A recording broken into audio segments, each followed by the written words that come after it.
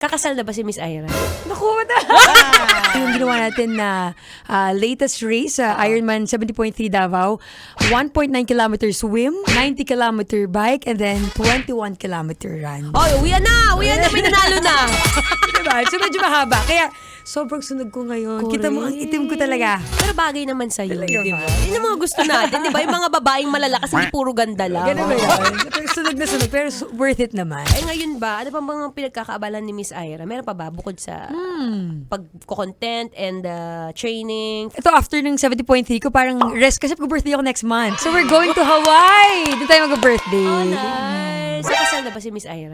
Naku, wala pa. Naku, ipon muna. Bata pa. Totoo. Parang pinag-isa na ako.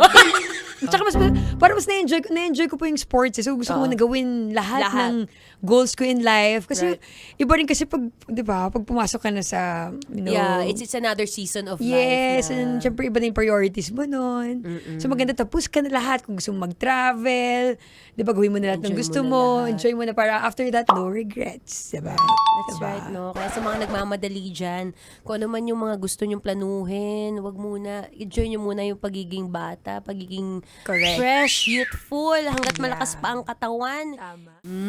Sarap manood ng radyo, no? Ginawa mo na talagang bisyo ang panonood sa amin, no? Umabot ka na rito eh. Huy!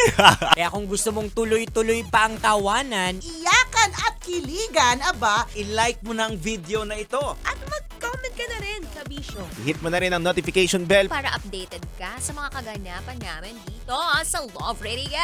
kailangan pa bang i-memorize yan? Basic.